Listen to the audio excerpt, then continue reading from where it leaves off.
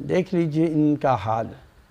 یہ ہیں سگے مدینہ والے لوگ جو پیر کے مرید ہیں، پیر ہیں.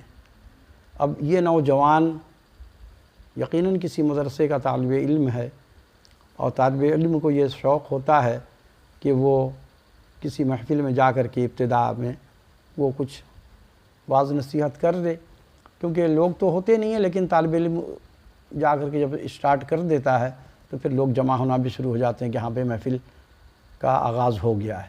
اور لوگ جو بڑے عالم ہوتے ہیں جن کو بلایا جاتا ہے معزز مہمان، وہ تو سب سے آخر میں تقریر کرتے ہیں.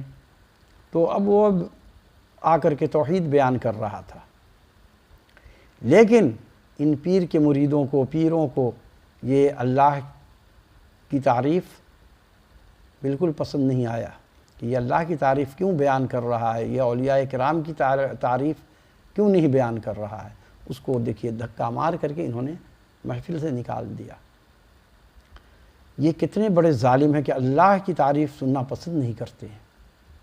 صرف ان کا کام ہے یہاں پہ بھی بیٹھیں گے، اس اولیاء نے یہ کر دیا، اس نے اس کو زندہ کر دیا، وہ مرے ہوئے کو نکالا. نہ جانے کہاں کہاں سے یہ لوگ یہ ساری باتیں لے آتے ہیں اور لوگوں کے عقیدہ کا بیڑا غرق کیا ہوا ہے. اگر دیکھا جائے تو آج اسلام کا دشمن مسلمان ہے، اور مسلمان جب یہ کام کرتا ہے اسلام کے نام پر تو لوگ وہاں ایمان لے آتے ہیں.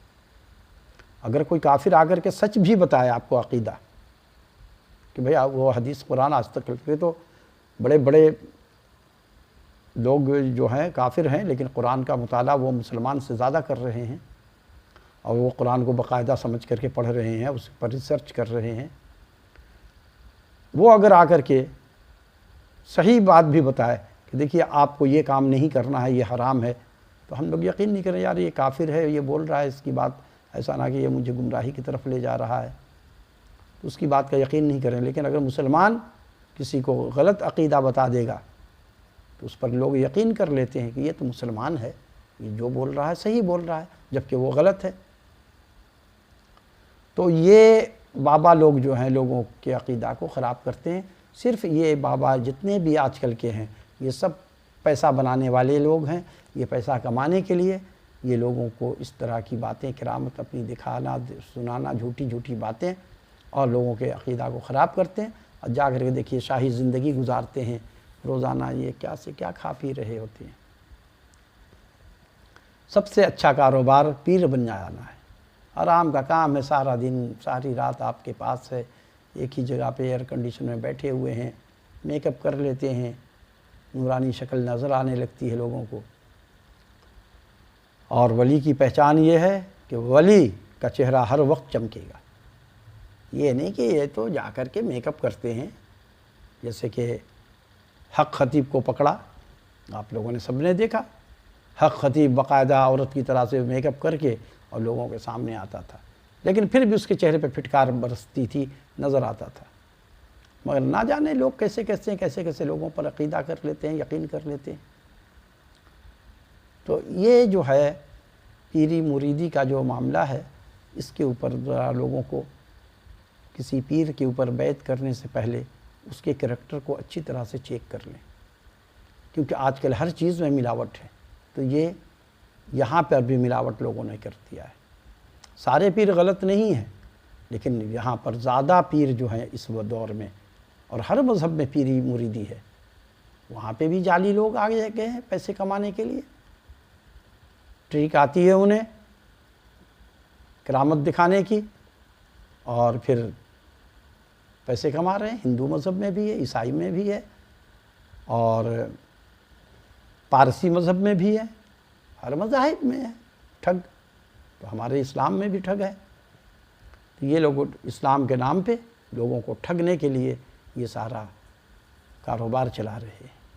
تو اس سے ہر انسان کو دیکھ لینا چاہیے. اور ویسے بھی جس کے ماں باپ ہیں، ماں باپ کی خدمت کریں، آپ کی جنت پکی ہے. کسی پیر کی ضرورت نہیں ہے.